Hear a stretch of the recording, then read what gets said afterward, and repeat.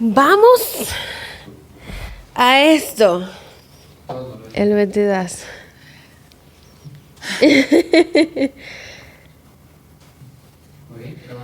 ¿Estamos listos ya? Ah, sí, estamos grabando. Lo que pasa es que exactamente. O sea, que va a salir todo mi nerviosismo por el timer. Ok. Whatever. Scarlett, hola, bienvenida Humildemente. Gracias, Britney. Un placer poder compartir contigo y con toda la audiencia de este podcast. Gracias a ti por venir, porque cuando yo conocí, ¿verdad? Cuando nos conocimos, la forma en la que tú te hablaste de como introdujiste el oficio, me llamó mucho la atención. Yo siempre he dicho que yo tengo como una partecita brujita. Y por eso, cuando tú dijiste que, no, porque yo crecí en una familia en donde mi abuela daba los números para ganarse la vida. Y yo dije, déjame levantar la cabeza y poner atención. Me llamó muchísimo la atención, considerando que tu pasión y la pasión por la que en ese momento nos conocimos era por la escritura. Porque tú eres escritora. Así es. Entonces yo dije, no, ella tiene que venir para que ella me cuente cómo el crecer dentro de ese ambiente familiar, en esa manera tan particular de ganarse la vida, ¿verdad? Pasa a... Tengo una manera muy clásica de ganarme la vida, porque el oficio que ejerces dentro del 9 a 6, como yo le digo. Del 9 a 6. Ah, sí. El que paga las cuentas. El que paga las cuentas, pero manejas la pasión de contar historias desde un territorio muy particular como es los chichis, en específico hablando de... Esa es una de las formas, sí. Castle y todas las formas, ¿verdad? Entonces... Scarlett, primero, preséntate porque yo no te presenté y conté de que lo que vamos a hablar. Y poner en contexto un poco a la audiencia de dónde exactamente fue que esta mujer conoció a esta otra mujer. O sea, también sería como bastante edificante. Mi nombre es Scarlett Sánchez, soy abogada de profesión y digamos que escritora de corazón y de vocación. Britney y yo nos conocimos en el 7º encuentro nacional de escritoras, que es un encuentro que organiza Anticanon, que justamente es un grupo de mujeres que trabaja para que nos conozcamos y nos reconozcamos. Y yo tengo también incluso una anécdota muy particular de ese encuentro que no sé si valga la pena mencionar. Todo vale la pena. Mira, y aquí veo la importancia que tiene de que las mujeres también nos demos ese apoyo y como lo estás haciendo tú a través de este espacio como una plataforma en la que se pueden compartir ideas con la intención de que de alguna manera impacten nuestra generación e impacten la forma en la que podemos aportar a nuestro país y al mundo. Hace unos años, aquí quizás vamos a hablar un poco de mi infancia. Yo soy de un pueblo del sur. Y esto tiene mucho que ver con el oficio de mi abuela. Tú eres del sur, mi familia del sur también. ¿Ves por qué tú tienes algo? Eso es, la avenida. Mira, yo soy del sur y de Ocoa específicamente. Y de hecho, en mi pueblo y en mi casa, los libros escaseaban. De modo que buscar algún libro para leer se convertía casi en una pesquisa de detective. Yo tenía que todos los días como que vamos a ver qué encuentro hoy en mi casa que pueda ayudarme a incentivar la lectura, porque era algo que me gustaba y me apasionaba, pero hay 0 librerías, habían escasas bibliotecas en ese entonces y en mi casa, bueno, pues poquísimos libros. Entonces en esa época yo encontré un libro que era de ¿Por qué luchan las mujeres?, de Ángel Hernández. Y yo me acuerdo que yo tenía como algunos 10 años y yo andaba leyendo acerca de los derechos de la mujer y sobre, por ejemplo, Olympe de Gaulle. Y yo andaba diciendo, ella fue la que hizo la Declaración de los Derechos de la Mujer y la mandaron a la guillotina. La Declaración de los Derechos del Hombre está incompleta porque la mujer no está incluida. Y yo tenía... ¿A los 10 años? Como 10 años yo tenía en esa. Ok. Yo creo que es razón por la cual mi padre me dijo, tú como que debes estudiar Derecho. El punto punto es que lo que hace interesante es que este Encuentro Nacional de Escritoras, oye, de qué forma los puntos de alguna manera se conectan. A veces nosotros nos pasan cosas en la vida que a veces nos preguntamos, ¿y qué rayos yo estoy haciendo con esto que estoy haciendo ahora? ¿Por qué estoy estudiando esto que quizás no tenga nada que ver con lo que aparentemente yo me voy a dedicar en el futuro? Y los puntos se conectan de alguna manera que quizás no entendamos, pero siempre se conectan. Y lo comento porque justamente en este Encuentro Nacional de Escritoras estaba dedicado a esa escritora, sí, Ángela Hernández, pero adivina qué, la niña que la leyó con apenas 10 años estaba en ese panel, en ese encuentro, invitada a un panel. Uh-huh. Y yo me conmoví porque yo decía, wow, qué curioso. Yo conocí a esta escritora por un libro que leí en mi casa y hoy yo estoy en el mismo evento donde están reconociendo a esta escritora y yo de alguna manera también estoy invitada a ese grupo. Yo creo que este tipo de encuentros hace precisamente que nosotras podamos ver el valor de esas mujeres que han abierto el camino para que otras que quizás venimos de estratos sociales similares o de lugares similares podamos sentirnos identificadas en que si ella lo pudo, pues yo también de alguna manera puedo alcanzar ese anhelo de mi corazón. Y creo que me preguntaste entonces por el oficio de mi abuela, ¿no? Entonces, sí, te decía que soy del sur, uh-huh, de modo que en el sur es, digamos que muy común, y yo me imagino que en otras partes del país también, en otras regiones, pero para nosotros los del sur es muy común hablar sobre cosas fantásticas, uh-huh, y hablar sobre seres que se transforman y hablar sobre hechos sobrenaturales. O sea, uh-huh, es como muy común que se transmitan de generación en generación mitos, o sea, leyendas, y estas historias se quedan en nosotros, o sea, por lo menos en mí se quedaron de alguna manera en mi subconsciente. Y mi abuela se dedicaba a la lectura de la taza y la baraja. Ella y sus hermanas, ¿no? Yo digo que es una forma muy particular de ella ganarse la vida, porque mi abuela era una madre soltera que era viuda, pero también tenía que ayudar a mantener a los hijos de sus hermanas que estaban viviendo en ese momento en Estados Unidos. Mm.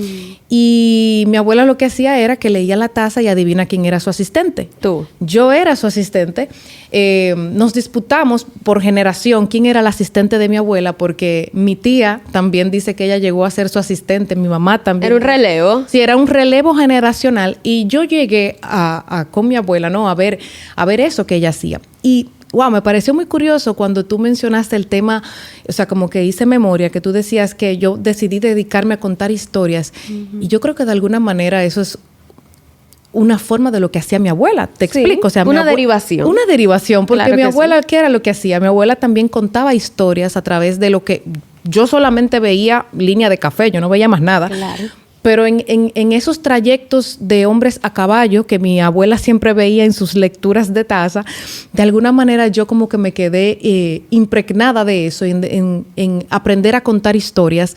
Y mi abuela lo hacía de ese modo y bueno, yo lo hago de otro que es el que me gusta. Lo que pasa es que yo creo que tu abuela lo hacía desde el misticismo y todo lo que eso trae, los dones y la espiritualidad, ¿verdad? Dentro de lo que ella entendía como eso. Exactamente. Lo que ella entendía como eso, era lo más cercano que tenía. Entonces en mi casa, pero a pesar de eso, mi abuela también declamaba. Uh-huh. Entonces creo que es un factor común entre las escritoras tener una figura femenina que declamaba, porque lo vimos varias veces en el evento. Claro, y yo creo que de alguna manera yo aprendí primero a cantar y declamar que hablar. O sea, era como lo que yo naturalmente ya había visto, que mi abuela declamaba versos, refranes, décimas, y lo vi en casa. Y mi mamá también escribía y su hermano escribía. O sea, que era algo como que traíamos quizás con nuestra caja de herramienta interna, uh-huh, ¿no? Entonces, para mí era muy natural ver a mi abuela declamando y creo que eso forma parte, ¿no? de lo que ella me ha dejado como legado, como herencia. Tú sabes que yo creo muchísimo en las herencias familiares. Uh-huh. Que en el lado más superficial de las cosas nosotros lo vemos como que si lo que te dejan, que si el tangible, uh-huh, exactamente, uh-huh, que si la casa, que si el collar, que si el... Pero para mí hay un valor tan importante en la herencia familiar desde las actitudes, la personalidad, las creencias, los dones. Yo creo muchísimo en los dones. Y siempre digo, el inicio de eso es tu familia. O sea, si tú miras tu historia hacia atrás, para mí cuando una gente dice, no, que yo no sé por qué yo me soy pasan de una estas determinada cosas o tengo esta particularidad. El primer ejemplo es eso de la marca de nacimiento, por ejemplo. A mí me encanta la historia que uno puede construir en base a todo eso. Me parece bellísimo. Pero cuando tú piensas, por ejemplo, yo digo que mi familia, hay una parte de mi familia que es del sur, y yo vivo hablando de el tema de las premoniciones y que si los sueños. Yo siempre digo, no, ese es mi lado sureño. Porque, y tú lo dijiste en el encuentro, el sur tiene una particularidad que fuera de las historias, no quiero decir oscuras, pero que... Fantásticas. Fantásticas. Pero hay un lado que es socialmente muy aceptado de las historias fantásticas y otro que no. Tú sabes que de hecho el mismo Gabriel García Márquez en algún momento dijo que como él escuchaba hablar a su abuela de forma muy natural y decir, no, esa muchacha se murió y subió volando al cielo. Y ella lo decía de una forma tan natural que cuando le tocó escribirlo, para él era como que eso era lo que me contaba mi abuela. Entonces, yo creo que de alguna forma nosotros nos quedamos con esos mitos y esas leyendas que nos contaban nuestros padres, nuestros abuelos, y a nosotros nos queda como esa responsabilidad también de nosotros preservar esa memoria cultural, esa memoria histórica, porque forma parte también de las tradiciones de los pueblos. Entonces, a nosotros nos toca que eso no se pierda. Y como te decía, o sea, yo he escuchado hablar a mi papá, por ejemplo, y mi papá me habla de una forma tan natural, por ejemplo, me dice, no, porque yo escuchaba ruidos y eso era, ponte tú, no sé, una bruja. Y me lo decía de una forma tan convincente y tan natural que para mí era como que... Normal. Y por ejemplo, cuando yo empecé a escribir Castelblanc, justamente partiendo digamos que de eso, porque mi abuela de alguna forma hacía sentir que ella era una superheroína en su historia, ¿no? Yo soy la que tengo poderes aquí. Esa era la forma en la que yo veía a mi abuela, tú ves, como una persona que estaba superior a los seres humanos comunes. Y como yo veía a mi abuela siempre hablaba de esa, digamos que de esas ventajas que como familia nosotros teníamos, yo decía, concho, mi familia tiene que ser de una estirpe muy importante, de un legado muy importante. Yo no sé cuál es ahora mismo, pero aparentemente nosotros somos muy importantes. Yo soy de la realeza. Exacto, pero yo creo que de alguna manera todos nosotros nos criaron así. O sea, nuestros padres, nuestros abuelos siempre te dijeron, yo soy fulana de tal, apellido de tal. Y el apellido era tan importante. Claro. De lo fulano de tal, de aquel lado, de tal lado. Exacto. Y para mí es bellísimo. Pero mira, qué bueno que señalas eso, porque eso forma parte también de la idiosincrasia del dominicano. Desde nuestros orígenes, nosotros, hay muy pocas familias que son ricas de cuna. O sea, muy pocas familias. O sea, nosotros, de hecho, el mismo Juan Bosch hablaba de que hubo una época, el siglo de la miseria, que fue el siglo XVII, donde tuvimos que convivir todos unos y otros y convertirnos prácticamente en hermanos. Tanto el siervo como el patrón, ¿no? Tuvieron que convertirse en hermanos. Y menciono esto porque lo que le quedaba a la gente era su apellido. Y eran sus valores y era de dónde yo vengo de una familia respetable aunque yo no tenga dinero. Entonces a mí me llamaba la atención que mi abuela se sintiera tan importante, porque yo decía, pero esta mujer tiene que vender a 5 pesos la lectura de la taza porque ella se siente tan importante. Y es ahí yo creo que yo entendí que no es el dinero lo que te hace importante, son tus valores, son tu historia familiar y es como tú te has comportado en la sociedad lo que te hace realmente una persona de importancia en un pueblo o en una sociedad. Y eso yo creo que es parte también de ese legado que mi abuela deja. Entonces, Castelblanc nace de ahí. Primero, nace de esa historia de una abuela que le deja un legado. Es una abuela enferma de Alzheimer, igual porque mi abuela también sufrió Alzheimer. Y es como yo recuerdo esa época en la que mi abuela tenía Alzheimer y aún con Alzheimer ella sentía que tenía que transmitir un legado. Entonces en esta historia son 3 hermanos cuya abuela enferma de Alzheimer le entrega el legado de proteger a Castelblanc, que está siendo amenazado por un hechicero llamado Or, que busca que en el mundo prevalezca la oscuridad y ellos tienen que convertirse en los guardianes de la luz. Entonces básicamente esa es el origen de esta historia. Con ese preview que tú diste de el libro, que básicamente viajas en lo que es tu propia historia, porque me hablas de tu infancia y de tu abuela, y mira qué lindo el que tú un reflejo muy obvio y casi que me atrevo a decir que una celebración de ese legado que tú llevas con tanto orgullo. Sí, yo también creo que sí, que es una forma de... Y me doy cuenta de eso, del tema de cómo se queda en el inconsciente, todas esas historias que me contaban mis padres, mi abuelo.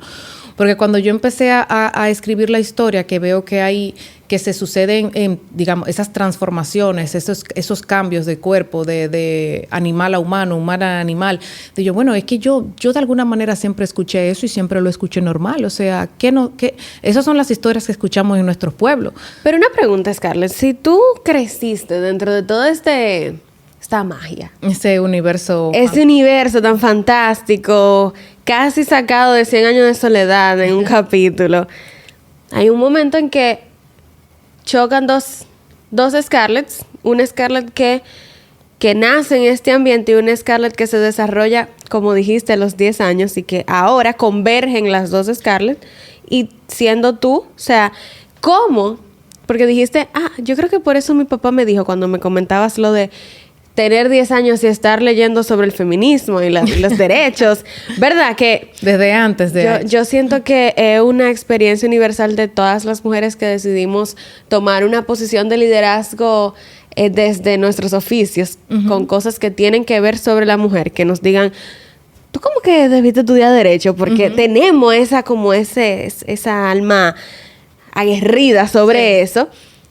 ¿Cómo tú decides dentro de todo ese realismo mágico en la realidad estudiar Derecho? Porque eres abogada hoy. Eso no tiene... A ver, tiene como varias vertientes. Ok. Lo primero es que yo, y eso forma parte también de mi historia y quizá puede servir puede servirle a alguna persona que pueda sentirse identificado. Porque yo creo que de alguna manera nos pasa a todos los que tenemos esa vena artística. Lo primero es que yo desde los 7 años de edad ya yo tenía una inclinación por la escritura. Es decir, que desde antes de yo saber leer y escribir perfectamente, ya yo tenía una intención de que yo quería escribir. ¿Por qué? Porque para mí la escritura era como que los libros te llegaban, será del cielo, tú ves. O sea, era como que tú tenías un libro ahí, pero tú nunca te imaginaste a ti mismo como escribiéndolo. Sin embargo, un día en la escuela nos asignaron una tarea. Que era escribir una historia. Y mi mamá me hizo la tarea. Y fue yo como que miré a mi mamá y le dije, óyeme, ¿por qué tú me hiciste la tarea? Pero de alguna manera fue como que me despertó en mí el, wow. Yo pudiera haber hecho esta tarea. Si esta mujer pudo hacer eso, donde el bosque habla, donde la luna habla, que de alguna manera en Castelblanc pasan muchas de estas cosas, yo puedo hacerlo. Si ella pudo hacerlo, yo puedo hacerlo, porque eso quiere decir entonces que los libros que me están llegando a mí aquí de alguna manera a la mano, o los libros de la escuela, pues alguien lo escribió. O sea, eso no vino del Olimpo, eso no vino del cielo. No fue que cayeron del cielo. Alguien lo escribió, no fue la cigüeña. Entonces, creo que a los 9 años vuelven y me asignan una tarea que también consiste en escribir una historia. Y yo hice el trabajo. Y lo que recuerdo era que nos mandaron a escribir una historia en grupo. Mala idea, el trabajo de la escritura es un trabajo solitario. Y yo le dije a mi grupo, no, yo la escribo. Escribimos la historia. Bueno, yo escribí la historia y yo recuerdo que nos sacamos como la puntuación más alta de la clase por la historia. A los 11 años yo fui muy feliz porque mi profesor de ese entonces, que es a quien yo le debo parte, o sea, todos mis profesores de español para mí son maravillosos, todos los profesores que tuve en Ocoa. Yo conecté muchísimo con mis profesores de español y de sociales. Yo creo que eso es algo de también el oficio, la humanidad. Y fíjate cómo vamos a la segunda parte. Lo primero es ese esa parte familiar de los padres que te inculcan los hábitos, de los padres que te inculcan quizás ese hábito por leer, por hurgar, por investigar, etcétera. Eso la parte de la casa, pero también la parte de la responsabilidad de nuestros maestros. Entonces, yo tuve un maestro que creó un club de poesía coreada, de teatro, de arte. Entonces, ese maestro, cuando nos enseñó las figuras literarias, yo recuerdo que yo tenía 11 años, para mí fue como que me destapó la cabeza, así como, wow, ¿qué es esto? Y me dio como esa caja de herramientas. Entonces, a partir de los 11 años, yo no dejé de escribir nunca ni un solo día. Ni un solo día. Entonces, ¿por qué yo estudio otra cosa? Porque en mi casa, otra cosa que hacía mi abuela, que esto no es lo bueno, es que mi abuela, a pesar de que de alguna manera a ella le gustaba el arte, me decía, de versos, canciones y poesía no se vive. Entonces, cuando tú escuchando esto, tú sabes como que me gusta declamar, me gusta la poesía, me gusta el teatro, me gusta lo que hago a nivel artístico aquí en mi clase de español y en el pueblo, porque ya después formé parte de muchísimos grupos comunitarios, pero esto no se estudia. O sea, tú cuando terminas el colegio tienes que 16 años. ¿Qué sabe 17 años. ¿Qué sabe ¿Qué sabe un muchacho lo que quiere o de lo que quiere vivir? De lo que quiere vivir. Sí. Entonces, digamos que cuando yo tenía que escoger la carrera, yo no sabía que eso se estudiaba. Y mi papá siempre me decía, bueno, con lo que a ti te gusta leer, escribir y pelear, derecho es lo tuyo. Sí, es definitivamente una experiencia universal de la mujer fuerte, yo creo. Exactamente. Entonces, yo creo como que yo estudié derecho porque era lo que me tocaba, ¿no? Era como te gusta leer, escribir, o sea, tus cualidades afines son relacionadas a esto que es lo que se estudia, que es el derecho. Y la verdad es que el derecho me ha ayudado bastante. Porque hay muchísimos escritores que estudiaron Derecho o que en su defecto estaban estudiando Derecho. Mencionaste Gabriel García Márquez, que ya lo mencionaba, pero Frank Kafka también. De hecho, Frank Kafka dice que él lo que le ayudó fue ser oficinista. Y yo creo lo mismo. De alguna manera, yo al ser oficinista, ¿no? Eso tú ejercitas el músculo. Porque tú tienes que escribir constantemente. Lo que pasa es que yo creo que las mentes creativas saben alimentarse de todo. Porque eso es algo también. O sea, nosotros todos, los que tenemos esa vena mágica, porque porque cuando hablo de mágica, hablo de, no necesariamente de la herencia familiar que estamos hablando, pero del arte también. El arte es magia. En muchísimos sentidos. Y todas, sí, porque es que se crea de la nada. Se crea de la nada y se crea a partir de cosas fantásticas muchas veces. Pero creo que todas las personas que nos desarrollamos en ese universo, cuando estamos dispuestos a absorber, encontramos magia en todos lados. Me encanta. Me encanta. Pero eso es cuando tú conectas con tu propósito de vida. Cuando tú conectas con tu propósito de vida, eres capaz de ver y de conectar los puntos, que era lo que yo te decía al principio. Los puntos se conectan y muchas veces lo que tenemos es que aprender a escuchar esa voz interior que nos está diciendo, ¿no? ¿Cuáles son esas cosas que nos conectan con eso que debemos estar haciendo? Entonces, pero sí, una cosa importante es que a mí me encanta mi carrera. O sea, no es que no me encante mi carrera. Yo disfruto muchísimo el derecho porque también es una forma de contar historias. Y el derecho también te ayuda a contar historias. Y una vez escuché, yo no me acuerdo dónde fue que escuché, que por ejemplo, en el caso del derecho, cuando tú vas a un tribunal, yo no ejerzo derecho penal, pero cuando tú vas a un tribunal que un juez te pregunta, ¿y usted cometió este hecho? Tú le dices, depende.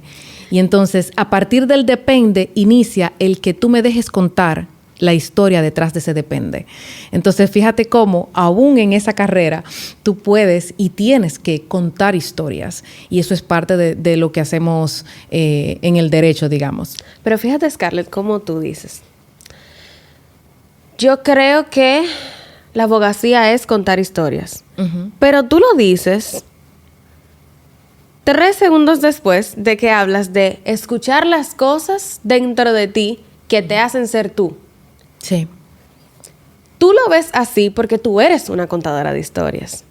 Quizás otro abogado lo ve desde otra arista y te dice, el derecho es otra cosa, ¿no? No le voy a poner cualidades a un oficio que no ejerzo, ¿verdad? Pero tú lo ves desde el contar historias porque la Scarlett de 7, 10 años que siempre le interesó la lucha y el pelear por una causa mayor, y la Scarlett contadora de historias a través de la escritura en este momento de su vida, se unen porque son la misma Scarlett. Bellísimo. Estás haciendo poesía. Soy una artista, querida, ¿qué te puedo decir? Simplemente. Pero fíjate cómo tú lo ves así, porque ese eres tú. Claro. Tú siempre has sido una contadora de historias que tiene versiones. Exacto, facetas. Hay varias facetas y hay varios roles. Y lo que hay es que aprender a identificar en cuál rol de nuestra vida estamos en este momento y en cuál faceta de nuestra vida estamos en este momento. Y aprender a vivir con eso, porque a veces tampoco vamos a poder vivir las dos roles, las dos facetas o las múltiples facetas, sobre todo las mujeres, que tenemos tantas facetas, incluso al día. Tenemos múltiples roles, múltiples facetas. Y entonces muchas veces digamos que nos cuestionamos o nos castigamos porque no estamos viviendo todas las facetas al mismo tiempo. Lo único que tú tienes es que preguntar cuál es la faceta de mi vida que tengo que vivir ahora, en este momento. ¿Qué es lo que me está pidiendo? ¿Qué es lo que yo necesito hacer ahora con mi vida? Y quizás no castigarme por el hecho de que no puedo ocupar todos los roles que se supone que debería estar ocupando al mismo tiempo. Yo siento que tú estás hablando de la experiencia. Cuéntame, o sea, te oigo hablando y pienso o me pregunto si fue que en algún momento la Scarlett, hablando de estas dos facetas específicamente, ¿verdad? La Scarlett escritora y la Scarlett abogada no convivieron. ¿Hubo un momento en donde tú tuviste que escoger una sobre la otra?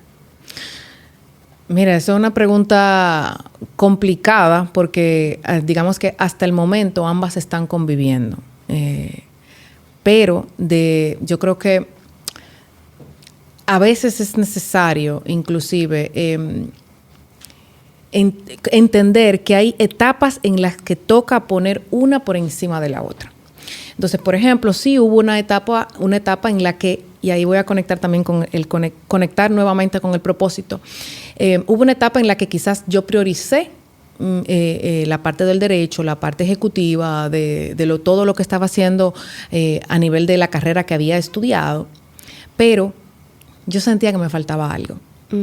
Y yo sentía que eso que me faltaba,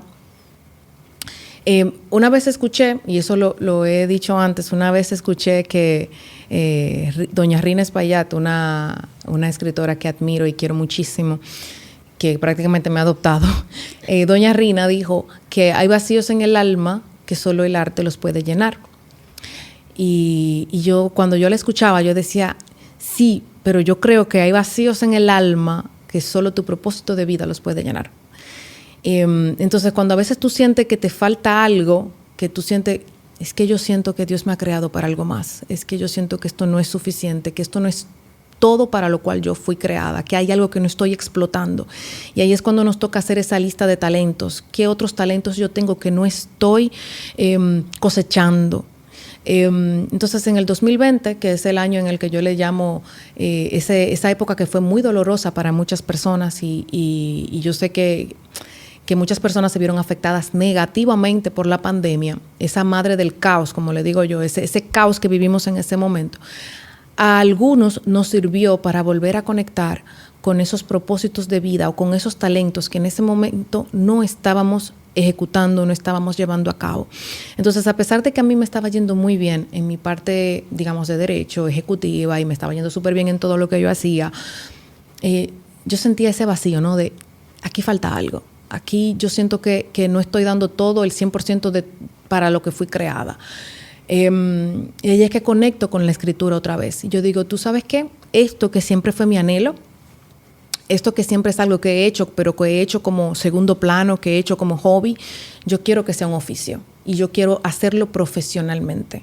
Y para hacerlo profesionalmente yo tengo que prepararme, porque a veces el talento no es suficiente. El talento es solo un comienzo con ventaja.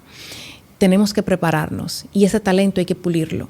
Y eso fue lo que empecé a hacer justamente en el 2020. Fue pulir ese talento que ya yo tenía de niña, digamos que tomarlo en serio. Y eso fue lo que hice con la escritura. Entonces, en ese momento, quizás el breaker del derecho, dije, ok, esto es importante porque esto es lo que me paga las cuentas, pero aquí hay que subir un poco el breaker de la parte artística y dedicarle más horas a esto que yo quiero que sea una profesión también y que conviva con esta otra profesión. Pero sí, o sea, definitivamente a veces hay que tomar decisiones y a veces hay que tomar decisiones difíciles en ese sentido. Cuando la Scarlett escritora toma la decisión de empezar a escribir, tú hablas del 2020 y tú dices, pero este Scarlett puede seguir viviendo, ¿verdad? Básicamente. Y conecto con tu pasado, con ese que estábamos hablando, ese pasado fantasioso y que tiene tantas historias por contar. Uh-huh. Y lo llevo a tu trabajo. Uno de ellos. ¿Verdad? Que es, ¿verdad? Uno de tus bebés que refleja que sigue siendo esa fantasía, aunque esté inspirada en una realidad. Uh-huh. Hazme un cuento, Scarlett. Cuéntame de, no sé, tiene que haber algo que haya pasado en tu infancia, alguna baraja que haya leído tu abuela, alguna taza y algún caballo que ella haya visto, uh-huh, que tú dijiste, pero ven acá, aquí hay un cuento importante. Hay uno así. Wow, son muchos cuentos y yo creo que parte o sea, toda mi familia de alguna manera está contada en algún cuento. Sí, de hecho hay una disputa en mi casa porque nosotros somos 4 hermanos, en la historia nada más hay 3, entonces en mi casa dicen que el cerdito es mi hermano chiquito. Eso no es así. Pero mira, yo tengo un cuento de hecho que está inspirado en una de mis visitas a la casa a una de las, digamos que, mi abuela visitaba mucho a una señora. Y yo recuerdo perfectamente cuando mi abuela llevó unas hojas, o sea, yo no sabía que yo llevaba una funda, en la funda, porque recuerda que yo era la asistente de mi abuela. Uh-huh. Y yo tenía yo quizá pueda hasta leerlo, no lo voy a leer todo, pero sí como que un pedacito. Adelante. Déjame buscarlo. Yo sí recuerdo que mi abuela tenía una visita a una casa y en esa visita a esa casa yo llevaba una funda negra, plástica, ¿no? De esa funda que conocemos, esas bolsas. Yo llevaba esa bolsa y mi abuela de ahí sacó unas hojas. Uh-huh. Ojo, yo tenía algunos 7 años y yo recuerdo que yo estaba en una silla y yo balanceaba los pies de adelante para atrás y yo observaba todo lo que estaba pasando a mi alrededor, pero no entendía nada de lo que estaba pasando. Uh-huh. Entonces mi abuela sacó las fundas, las puso encima de una, digamos, de una toalla en el piso. Eran unas hojas verdes con unas hojas grandes. Tomó agua de ahí, no sé de dónde la sacaron, ¿no? Tomó un agua, echó las hojas encima de esa agua, las mojó, y había una señora que estaba frente a ella, la persona a la que visitamos, que era una de sus clientas más asiduas, ¿no? Uh-huh.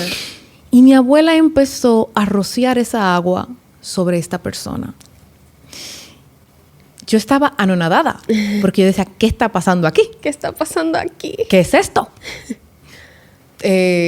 Y recuerdo que hasta, digamos que algunas gotas hasta me salpicaron y había un olor así muy fuerte en todo el ambiente. O sea, tú sientes como ese olor a verde. Ok, no sé cómo explicarlo. Estoy allá. ¿Y qué pasa? Que en esa casa también se cocinaba dulce porque se vendía dulce. Y Y entonces imagínate esa mezcla de lo verde con el dulce de leche que se está cocinando atrás en el patio y ese sonido, ¿no? De una persona que está moviendo un caldero, una paila de leche, ¿no? Tú me tienes allá, yo estoy allá. Entonces, a mí esa parte me impresionó tanto que yo escribí algo y bueno, déjame buscarlo. Dale, búscalo tranquila. Ya yo estoy en el campo, estoy en la casa, huele a rocío, huele a dulce de leche. Con lo fácil que mi mente se va, porque mi mente se va fácil. Rapidísimo. Estoy lista. Es un fragmento. Y es un fragmento en esta parte de la historia. Hay una señora que está digamos que en su lecho de muerte y está recordando y hace un flashback a su niñez y algo que ella recuerda. Y dice: recostada por última vez en su último día de vida, pegada a la cama como quien se hunde, la visita un cura que nunca ha visto. Le lanza con algo de furia gotas frías de agua bendita. Se las escupe con unas hojas de menta y como si la muerte la visitara, empezó a recordar. Entró descalza y de 8 años. Caminó por la tierra fría del patio de la abuela. Atontado, maravillada, recogió las hojas de menta que se usaría para santiguar a la vecina enferma y tuvo un déjà vu, como si estuviera muerta y muriendo, como si la recolecta fuera para ella misma y no para el encargo de la abuela. La arrancó con cuidado. Pasaba sobre el musgo fresco y las olía. Olía a frío, a verde. Las abrazaba como si fueran a escapar o como si su vida dependiera de esa misión. Las olió por última vez y recordó el mentol en su pecho en la calentura de la otra noche. Respiró hondo, volvió en sí. Sintió que bebía beirrón. Y otra vez recordó la menta, el musgo frío, el agua bendita, la vida y la muerte. Ese es un fragmento de un cuento, que es un cuento un poco más largo. Y yo creo que lo que me hizo a mí escribir ese cuento fue esa escena, ¿no? En la que yo estaba presenciando ese momento en la que mi abuela rociaba agua bendita con unas hojas de ruda, supongo, sobre una persona. Mi amor, pero ese clip hay que ponerlo cuando nosotros... yo le voy a poner la música folclórica, lo voy a transportar allá a la escena, porque tú me llevaste. Ya yo lo quiero leer. Ya yo estoy que yo lo quiero leer. Y mira cómo caemos en lo que hemos hablado. Uh-huh. Todo se junta en tu trabajo. En ese fragmento nosotros vemos la herencia familiar, uh-huh, la pasión por la escritura, pero al mismo tiempo... Mira ese recuerdo de algo de tu entorno que tú lo tomaste, uh-huh, y lo convertiste en otra cosa. En otra cosa, porque ni siquiera en algo aún más grande, porque ya de por sí la inspiración es grande. Siempre digo que, tú sabes que siempre ahora se está hablando mucho de autoficción, y de que los escritores están escribiendo mucho de autoficción. Pero de alguna manera, y eso me lo dice también un amigo escritor y digamos uno de mis profesores, me dice... es que todo es autoficción. O sea, todo parte de algo conocido. Todo parte de algo conocido. Los escritores, los artistas, hay una frase que yo creo que fue... No, hay una frase que dice: ten cuidado con lo que digas o hagas porque puede ser usado en una historia. Todo parte de algo que conocemos. Así sea un olor, así sea algo que vemos, o sea, así sea una conversación o hasta una palabra. Hasta de una palabra que nosotros no escuchemos bien y captemos otra cosa, nace una historia. Uh-huh. Y ahí pasa mucho lo que tú dijiste al inicio de nuestra conversación, que tú dijiste sí, pero cuando tú estás conectado con tu propósito, tú empiezas a ver... todo a tu alrededor de otra manera. Uh-huh. Es como que se te agudizan los sentidos. Uh-huh. Y es como, ok, en este momento en el que yo estoy sentada en este sofá que tiene una textura particular, ¿qué me recuerda esta textura? O quizás en el futuro yo voy a recordar como si fuera esto un muñeco que me regalaron cuando yo tenía, qué sé yo, 11 años y yo dormía con él. O sea, ves como una sola cosa nos puede conectar con otra y a partir de ahí nacer una historia. Es simplemente agudizar los sentidos para ver las historias alrededor, porque todo cuenta una historia. El hecho de que estemos aquí hoy cuenta la historia del sueño de alguien que dijo, yo quiero hacer un podcast. Y el hecho de que tengamos estos sillones cuenta la historia de alguien que dijo, ¿cómo yo hago unos sillones cómodos, pero chic, pero elegantes, que se puedan poner en un spot de un programa? Todo cuenta una historia. Entonces, la labor del artista, la labor del escritor es decir, ok, ¿qué estaba pasando por la cabeza de Britney en el momento en el que ella decidió crear un podcast? Ahí entra la historia y ahí entra el deber del escritor de, si no se lo sabe, inventárselo. Y si no se lo sabe, vayan al Instagram de Humildemente también, que hay una historia de 4 minutos, una producción importante, que es precisamente una historia. Y tú sabes que te oigo hablando.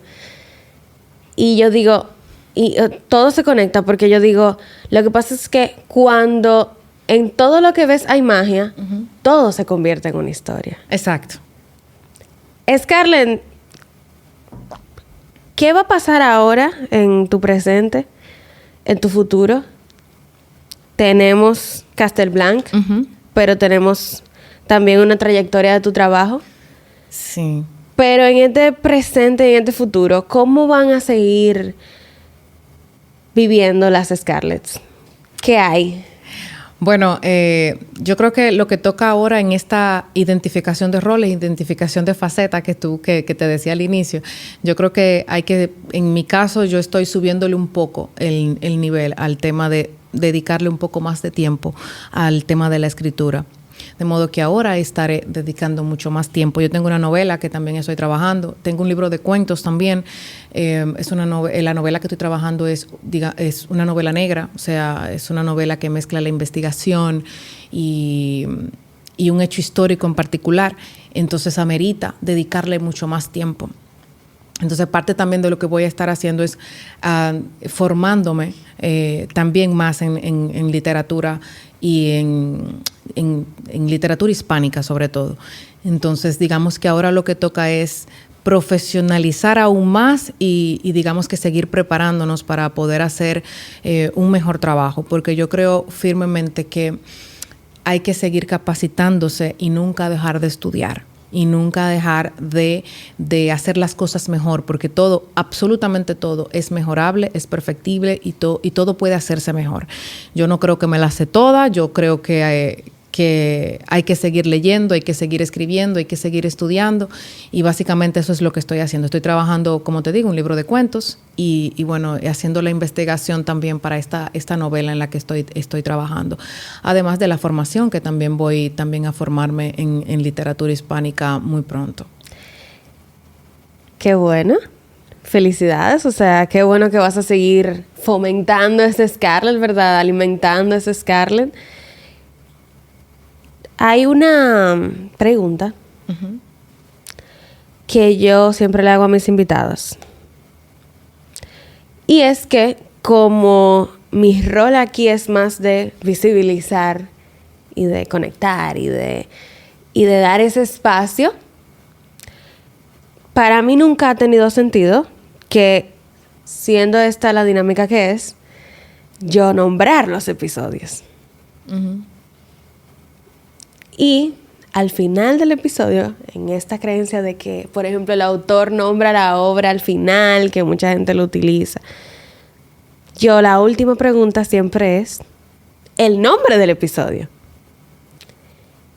Y se trata de que, como duramos 45, 50, 60 minutos hablando de una persona, lo lógico es cerrar la idea que estamos trabajando de esta persona. Y ahí que te veo pensando. Piensa. No hice la tarea, profesor. Nadie la hace, no te preocupes, porque nadie la sabe. Si yo tuviera que describir o declarar en una palabra a Scarlett y decir, Scarlett es, ¿qué es? Apasionada. Qué lindo. ¿Y por qué? Yo creo mucho en que las cosas no se hacen a medias. Yo creo mucho en que si tomamos la decisión de hacer algo en la vida y si tomamos la decisión de seguir nuestro llamado, tenemos que ser valientes y no podemos ser cobardes. La vida es para los valientes, para los que son capaces de decir, si tú no aportas a mi misión de vida, despéjame la pista. Despéjame la pista. Y creo firmemente en que no podemos ser ni tibios ni fríos cuando se trata de nuestra misión de vida, cuando se trata de nosotros seguir nuestra pasión y nuestro propósito. Cuando se trata de obedecer ese propósito de vida, tenemos que serlo totalmente valientes y apasionados, de cargar con todo lo que implica dejar atrás, o sea, dejo atrás esto, pero para eso hay que ser valientes. Uh-huh. Y para ser valiente hay que ser apasionado. Y no se puede ser frío. Y muchas veces nosotros vivimos en una sociedad en la que, digamos que romantiza el hecho de, ay, si no te sientes bien hoy no lo hagas, si no te sientes bien. Yo creo que nosotros tenemos que forzarnos a hacer las cosas que van a implicar cumplir nuestro llamado y nuestro propósito de vida. Y para hacerlo solo hay que ser valientes y apasionados con eso que nos toca hacer. Y Scarlett, ¿dónde la gente puede ver estos ejemplos de pasión y de valentía? ¿Dónde podemos adquirir tus escritos? ¿Dónde te podemos seguir? Bueno, puedes seguirme a través de las redes sociales. Yo estoy en Instagram como Scarlett Shirley. El Castelblanc también tiene un Instagram que es Castelblanc Book. Uh-huh. También, bueno, Castelblanc está disponible tanto en Amazon como en Cuesta Libros, como en Farmacia Carol, como en Librería Mamey. También hay otros textos míos que han sido publicados en diferentes antologías. Por ejemplo, hay un cuento mío que está publicado por una importante editorial española que se llama Páginas de Espuma, que publicó uno de mis cuentos. Ellos hicieron una convocatoria e incluyeron uno de mis cuentos en su lista de autores, de 20 autores menores de 40 años. Y yo estoy dentro de esa lista. Ahí ese libro se llama La Enciclopedia de Tlón.